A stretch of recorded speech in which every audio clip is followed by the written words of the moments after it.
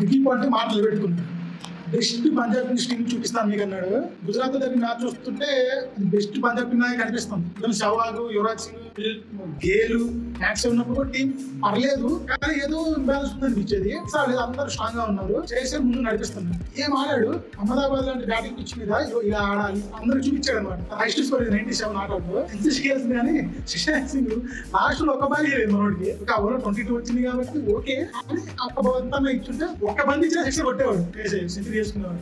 Made century కూడా అయ్యేది IPL లో. మొన్న రీసెంట్ ఇషాన్ అయ్యింది కదా, మళ్ళీ శేషర్ కూడా అయ్యేది. పర్లేదు, నెక్స్ట్ మంత్ ఇలానే ఆడుతుంటే ఐపీఎల్ కనీసం 1-2-3 సెంచరీ కొడతారు. చేసేది ఇలానే ఆడతాం, బాగా చేశాడు, బ్యాటింగ్ చేశాడు, టీం ముందు నడిపించాడు. ఒక విధంగా శేషర్ బ్యాటింగ్ వల్ల అంత ముందే ప్రియాంక్ షారీ ఆడాడు కదా, మంచి బ్యాటింగ్ చేశాడు. సిమ్రాన్ ఫెయిల్ అయినా 23 balls 47 కొట్టి ప్రియాంక్ షారియా చాలా మంచి బ్యాటింగ్ చేశాడు. ఒకటి బాగా ఆడుతున్నారంటే అదంతా మర్చిపోయాను అనమాట. శేషర్ బ్యాటింగ్ చేసి ఆడే ప్రియాంక్ షారియా అనిపించింది.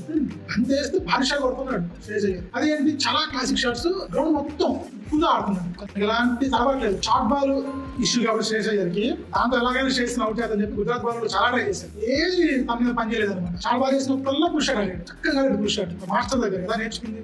వరల్డ్ క్రికెట్ లో పుష్ షాట్ అద్భుతంగా ఆడే ప్లేయర్స్ రికీ పాండే కూడా. ఇప్పుడు చాలా మందికి కరోనా కిట్స్ అంటారు కదా, వీళ్ళందరికీ కూడా కరోనా నుంచి క్రికెట్ చూడడం బిగిన ఇట్లా చేసిన వాళ్ళందరికీ తెలియదు. కానీ ఫస్ట్ నుంచి క్రికెట్ ఫాలో అయ్యే వాళ్ళకి పుష్ షాట్ అంటే రోహిత్ శర్మ గుర్తురాడు, రికీ పాండే గుర్తొస్తాడు. అంత బాగా ఆడాడు అనమాట. ఒక రోహిత్ శర్మ తక్కువ లేదు మాట్లాడుకోదు, రోహిత్ శర్మ మంచి పుష్ షాట్ ఆడతాడు, సూపర్ ఆడతాడు. రికీ పాండే క్లాసిక్ అనమాట, text book example push shot ఆడడానికి. తన దగ్గర నేర్చుకుంటాడు కదా, మరి చేసే అట్లనే ఆడతాడు, అలానే ఆడాడు.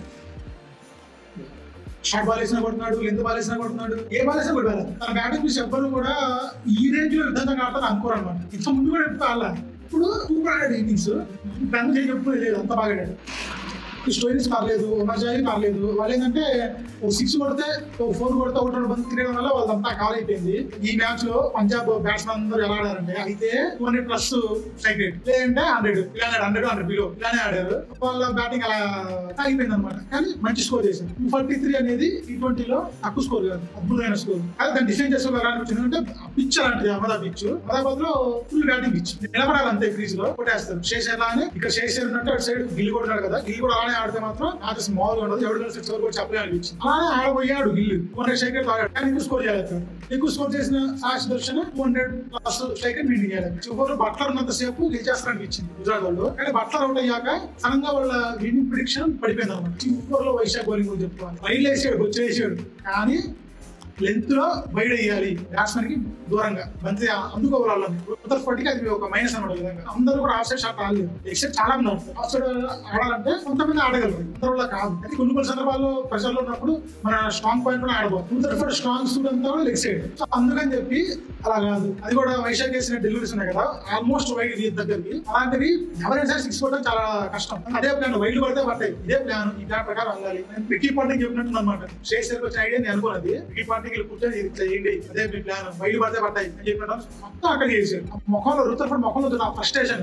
కదిలితే కొత్త రూల్స్ ప్రకారం వైడ్కి ఎదురు కదులుతుంది, తను కదలకుంటే బంతి తగలట్లా. ఇందులో జుట్టు పిక్కున్నాడు అనమాట. వైశాఖ్ వేసిన ఓవర్లు తీసేసి మిగతా వాళ్ళ లానే వేస్తుంటే పంజాబ్ ఓడిపోయింది. కానీ వైశాఖ్ అద్భుతంగా చేశాడు, ఫాలో సూట్ చేశారు మిగతా వాళ్ళు. అలా కాలేదన్నమాట గుజరాత్. చివరి ఓడిపోయాక గిల్ కూడా చెప్పాడు, ఆల్మోస్ట్ గెలిచాము, చాలా పాజిటివ్ తీసుకుంటాం అని చెప్పి. కానీ ఈ మ్యాచ్ ఓడిపోయి చాలా మంది గిల్ కెప్టెన్సీ మీద డౌట్స్ రేజ్ చేశారు అనమాట. ఇప్పుడు మనకి ఇండియా కూడా వైట్ బాల్ లో వైస్ కెప్టెన్ ఇస్తారు కదా వన్డేలో, ఇలా ఉంటే కెప్టెన్సీ కష్టం ఫ్యూచర్ ఎదగడం అని చెప్పి కెప్టెన్ గా రాణించలేదండి. మరి ఈ ఓటమి నుంచి గిల్ నేర్చుకొని తన కెప్టెన్సీ స్టైల్ మార్చుకుంటాడా, లేదంటే ఇలానే ఉండి యావరేజ్, నేను బ్యాట్స్మెన్ కానీ కెప్టెన్ నేను యావరేజ్ అని నిరూపించుకొని టీమ్ డే కెప్టెన్సీ రేసింగ్ లో తప్పుకుంటాడు అనేది ఫ్యూచర్ లో చూడాలి.